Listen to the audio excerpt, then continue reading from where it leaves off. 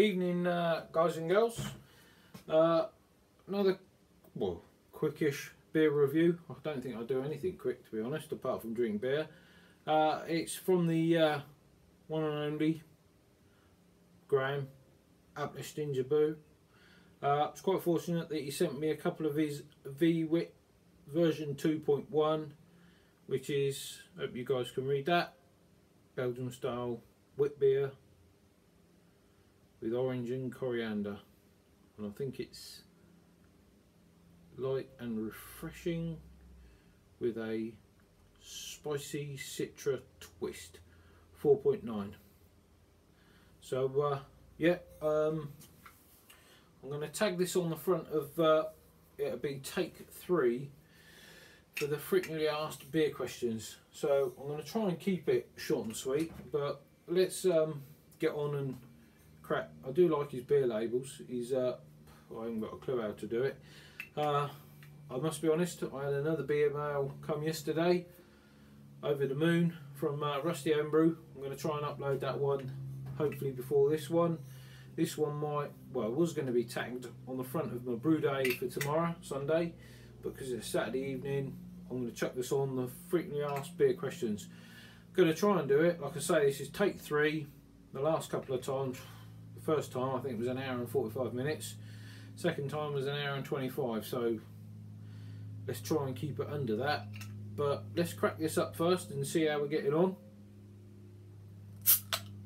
Lovely bit of, you guys can see that cannon smoke there. Nice hiss. Smells lovely. Sorry Graham, I haven't got a proper glass, so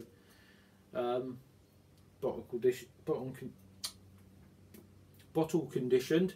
I'm shit at these beer reviews. I do apologise, guys. There's people that are a lot better than me, but let's give it a pour, and then we'll dump some yeast in there.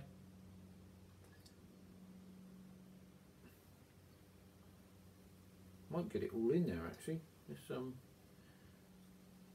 plenty of carbonation. Let's see if we can get the rest of that in there. Yeah, look at that. You can see the yeast, look at that going around now. I think you guys and girls can see that. If I get my fat dirty fingers out of the way. Yeah, look, there it is there. So drop them to the bottom.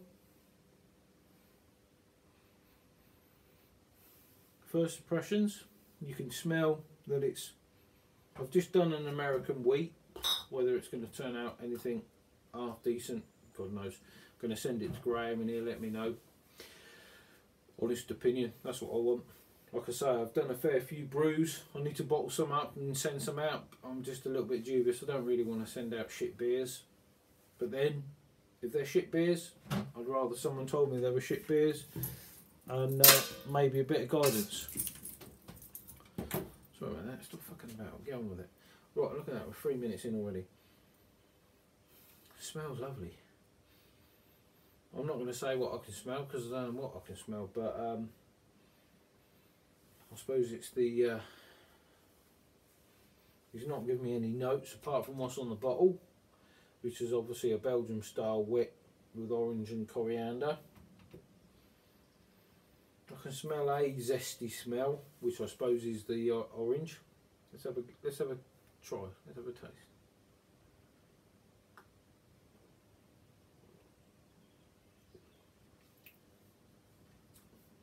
Definitely plenty of carbonation. You can feel it. Not like a carbonation bite, but you know when you can feel it fizzing in your mouth as you're drinking it. I love coriander. Can I taste coriander?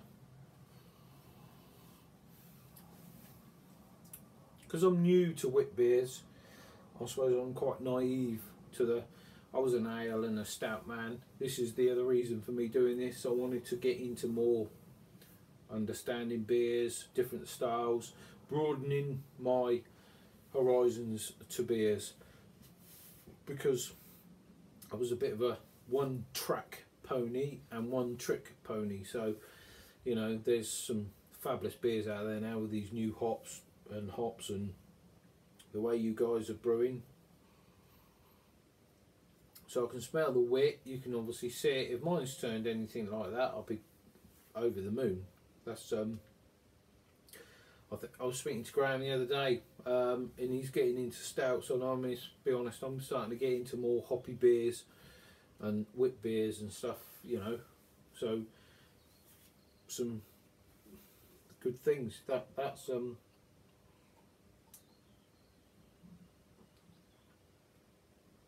plenty of carbonation. Definitely plenty of carbonation.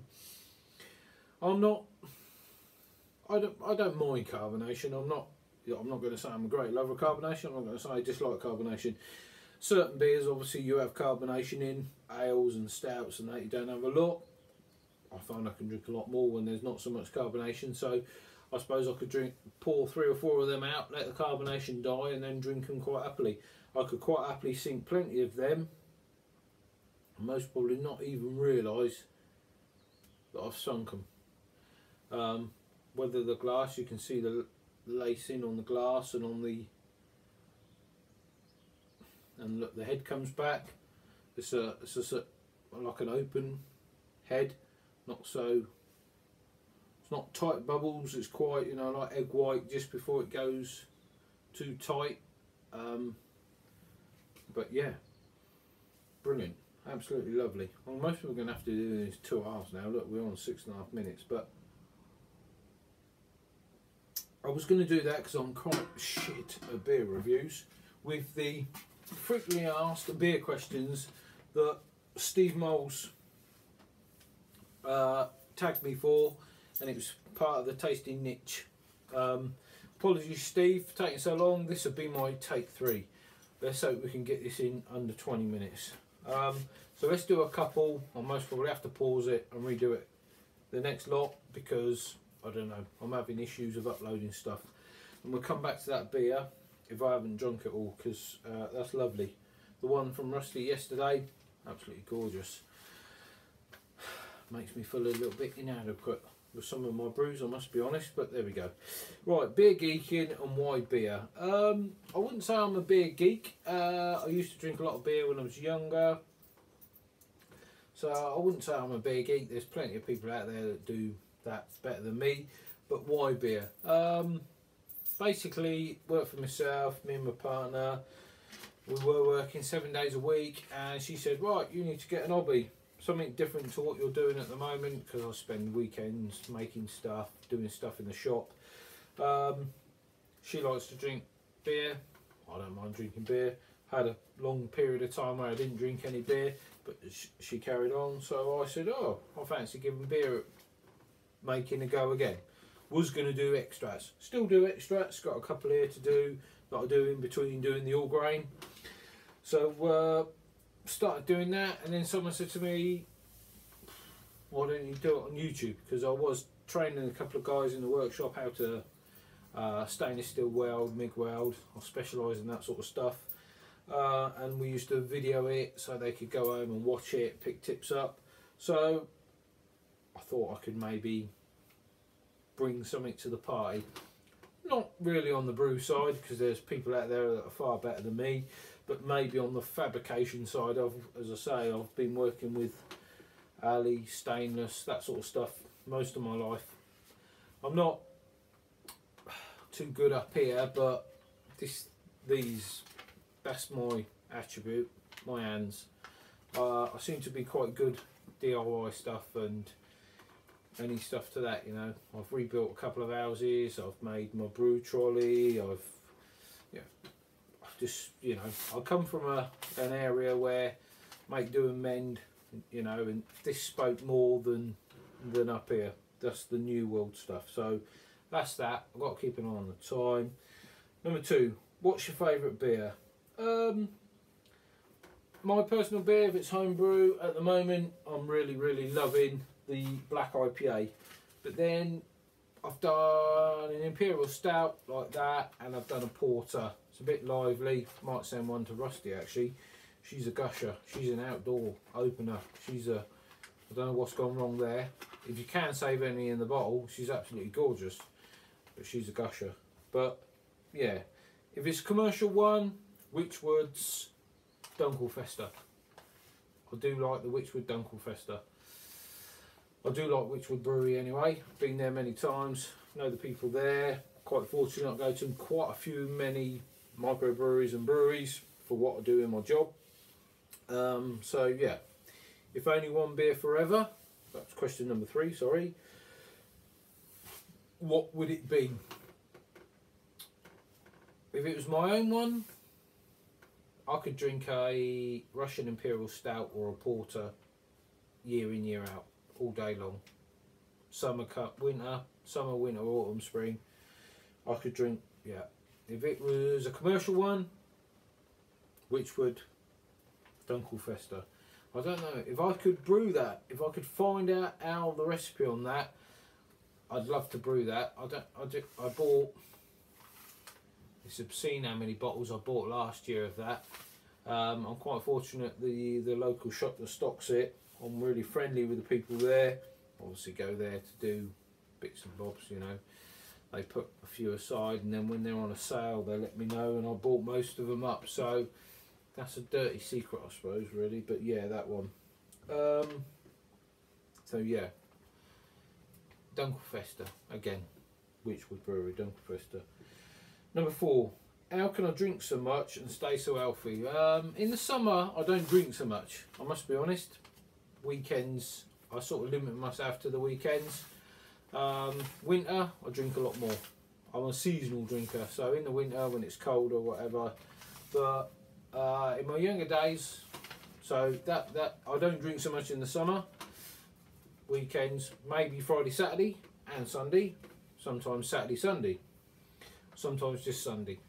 It all depends how, you know, how work's been, stuff like that. I can take it or leave it, just basically take it or leave it.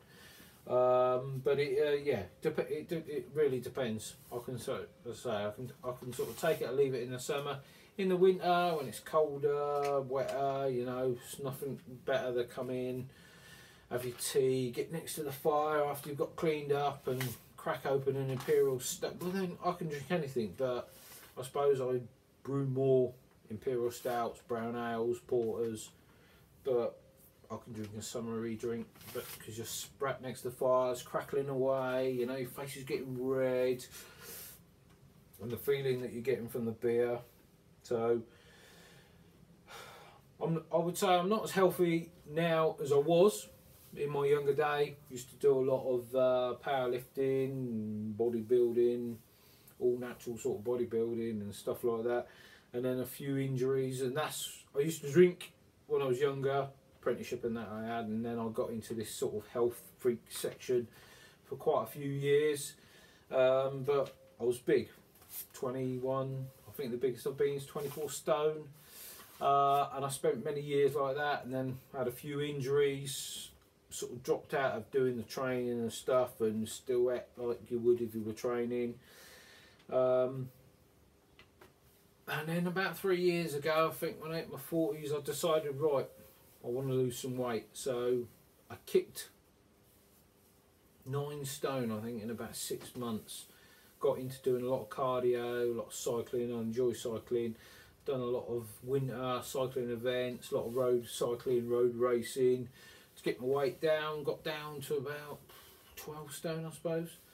So had another injury last year through the winter, so I didn't get to do too much, just sort of walking and stuff.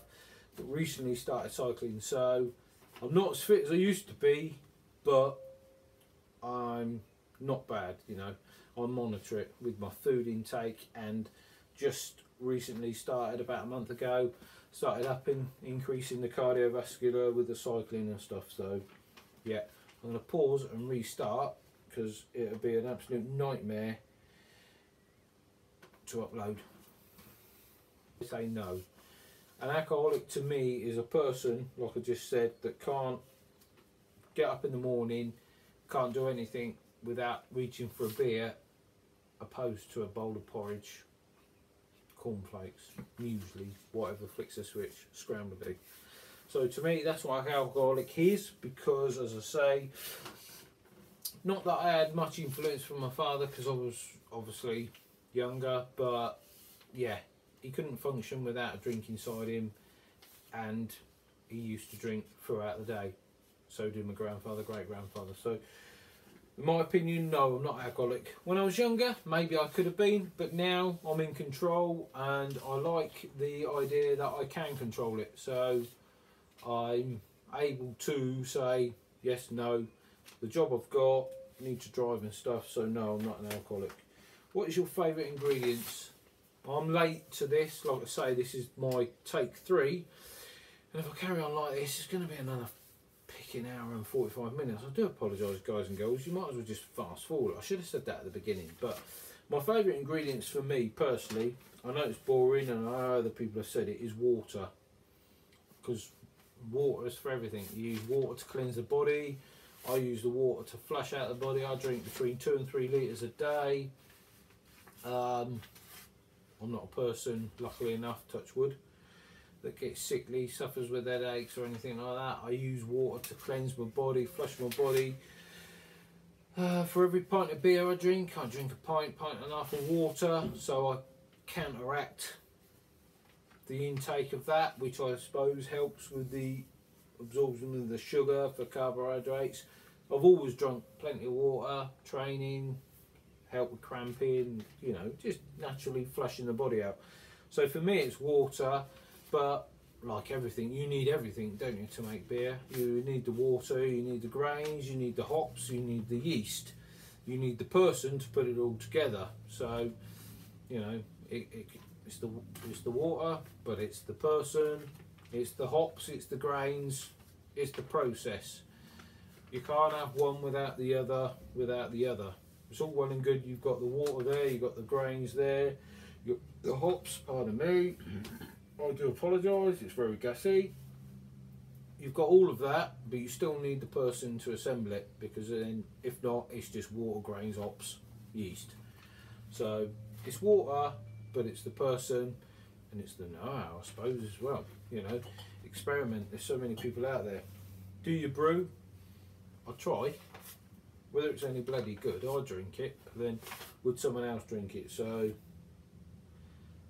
I think I brew. I have a go. There we go. That was question 6 was your favourite ingredients. I'm going right off scale here. It's because I hadn't had a drink apart from Rusty's yesterday and this one today, so it's gone right to my head, so I do apologise. Question 7 was, do you brew? I have a go. Question 8, what was your first beer? Oh fuck. Sorry. Don't worry about that. Bottle opener. Right. It's quite hard. I couldn't say pre the age of 11. I couldn't tell you what my first brew was. Unfortunately, at the age of about 14, I took quite a big. You can't see it anymore. I've shaved it off so many times. I took quite a bad smack to the head. So some stuff I don't remember pre-school and stuff like that. Lived abroad.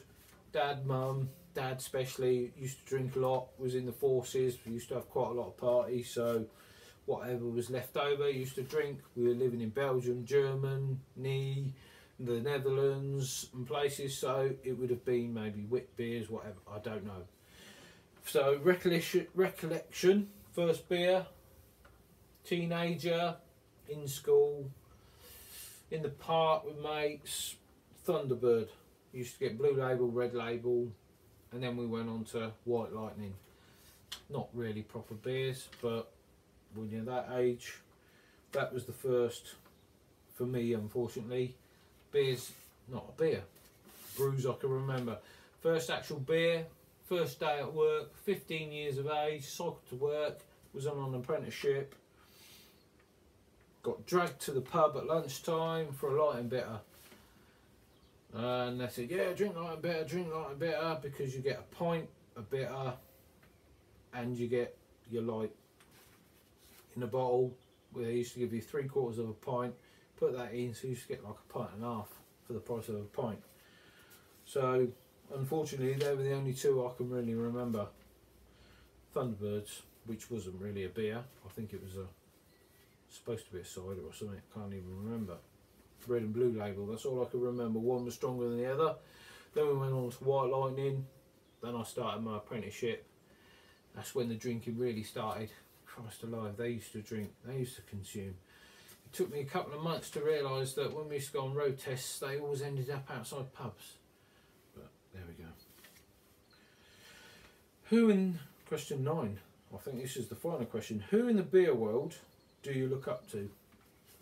I suppose for me, I wasn't, you know, I've watched YouTube, stuff like that, for all different stuff. I use it for reference. Fantastic. If you want to know anything, for me, YouTube's the place to go. When I rebuilt my house, there was certain stuff that I'd done in the house that I wasn't sure about. So I used YouTube to search it, sort of study it, watch thousands of videos, absolutely thousands of videos. If you want to know how to do something, it'll be on YouTube somewhere. Whether it's the right way or not, that's for your own to make your own decision. But I used that. So when it came to doing beer, I was doing the all grain, the kits, I suppose, before, about a week or two, and then I started putting it in YouTube, right? How to brew beer, how to do this, and this whole new world opened. There was thousands of people, absolutely thousands of people on there doing it, and you know, there's just people have done this, done that, done the other. So I don't really look up to anyone. I look up, you know, I treat, for me, everyone's on the same plane. You know, I'm hoping that if I do anything out there, or I do anything, if one person gleans one tiny bit of information, I'm happy with that. You know, if they don't get anything, they don't get anything. I've gone on people's videos and thought, God, that's a cracking idea. Cool, I like how he's done that, or she's done that, and they've done this, and maybe I might combine it and do my own. But if we didn't do that, then there wouldn't be anything out there. So for me, I can't say that I look up to anyone, because I sort of fell into doing it. Then I started watching the videos and started thinking, let's go on YouTube and start searching how to brew beer, how to make beer, how to do this. And then, like I say, there's this massive community, and I'm addicted to it. Well, I'm addicted to it. I love watching it. Watch it as much as I can, and it, you know, whenever spare time I've got, I sit and watch it. So for me, everyone's on the same plane. You know, I've bought plenty of books, but I don't know these people. I haven't gone out and searched them. I've read the books, I've done this, I've done that, and as I say, I watch every single one of you guys that I can, that I subscribe to, and new people I subscribe to. It gets to the stage where you've got so many people you subscribe to, you're struggling to. So what I usually do is sort of do the top ones, and then I start at the bottom, do the bottom ones, and then try and do the middle ones. So some weeks I don't get to see anyone, but for me, I respect and look up to anyone that's got the bottle to stand there looking at their self, talking to their self, to go to the time. As I say, I don't do any editing or anything. I just put it on and upload it. What you see is what you get. This is me. There's no tinted to it. If you was to meet me in the street, this is me. You know, so I don't know how to do any of that stuff. And to be honest, I'm here to do brewing. Sometimes they're really long, sometimes they're really short. I don't know how to improve it, whether to improve it, or whether to stick to what I'm doing. Try and do the brew shorter, because, you know, I can imagine it's like trying to watch fucking paint drying sometimes, trying to watch someone brewing. If I stick a 45-minute up of brewing, I most probably waffled for bleeding 40 minutes of it and 5 minutes of the brew. So, you know, and I've gone right off what we were supposed to be talking about. So, for me, you know, I suppose I look up to everyone. I regard everyone exactly the same. At the end of the day, you know, someone will come out with a bit of information. I think it's a community there to share stuff and enjoy what we do, you know. At the end of the day, you know, people call it I don't know, people get a bit up with stuff. Well, it's a drug, you shouldn't be drinking it, you shouldn't be doing this, shouldn't be encouraging it.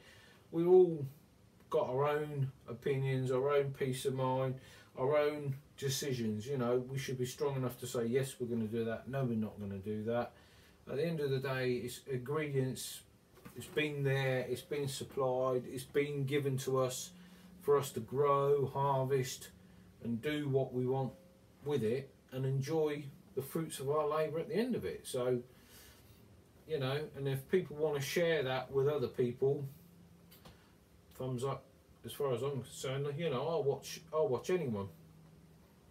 I don't care if I don't learn anything from it. I'll sit and watch it and I'll comment on it, and I enjoy it, you know. So I've started enjoying this. It's very unnatural for me. I'm not used to talking to myself. You're going to sit there laughing, going, you're having a laugh. You could talk for England. That's agreed. I don't see many people throughout the week, so I can talk for England. I still find this very strange. But yeah, I look up to anyone that's doing any video with any content. Because without those videos, I don't think people would learn so much. You know, that whole society and the whole stuff now being put out there, we can learn a lot more, a lot quicker. And you'll see some people do some stuff and think, why didn't I think of that? Christ's sake, he's made that look easy, she's made that look easy. Yeah, I'll give that a go next time, you know. How to build a stir plate, how to do a fermenter, how to do a fermenting chamber, how to do this. You know, that's how you learn things throughout life. You know, we're not born with it, we learn it. We're encouraged, we're learned, you know, we're trained, we're taught. So this just opens it up for everyone to learn. Why not? So hopefully I've bloody waffled on along, and I do apologise, guys and girls. Thank you very much, Steve Moulson, for Plot 42. I love watching his videos, as I do all of you. There's thousands of you. In fact, all the people I subscribe to, I try to watch all of theirs and many more. I love everything they do. So I'm supposed to tag people, but I've been so late to this, because like I say, this is attempt 3. I think it's still a half hour, 45 minutes. You guys are going to know before me, like everyone else says. So, Homebrew Drew Nottingham, I'll tag him, but he might have already been. Homebrew Griffo, half of these I don't think watch me, so it don't matter, but there we go. At least I've said it. Peter Hodge, Watford Junction, watch him. A lot of people might not. I watch him. At the end of the day, he's got content. I enjoy watching him. Jim's Brew, WFR4 Brew, Dancing Down's Own Brew. Come on, guys, you've got to admit, he's got a wicked log cabin. I've called it the brew cabin. That's what I call it when I watch it. Lovely view. He's got to get a decking out there, ain't he, guys? Come on, nice decking, veranda. Can you imagine him sat there in the summers after a brew, having a drink, just a chat, and just us looking across the view? So yeah, and I'm Narrowboat Brewer. I think he's already done it, Mark. He's another top guy. I like watching his. I know he doesn't check out a load of videos, but yeah, I'm going to go out there, finish the rest of the evening off. It's getting on a little bit now, still a bit warm out there, with Graham's. I'm over the moon to receive that. Not many people did. The Hapless kwit V2. Again, Graham, thank you very much. I got 2. I would say, over the moon. So I'm going to sit out there, sup the rest of this, enjoy the rest of the evening. Looking forward for my brew day tomorrow, which will be coming up. I think I'm doing a dark wit beer. So guys and girls, whatever you're doing, enjoy your weekend. Brewing, drinking, YouTubing, whatever floats your boat. Check in soon. Thanks. Take it easy. Bye for now.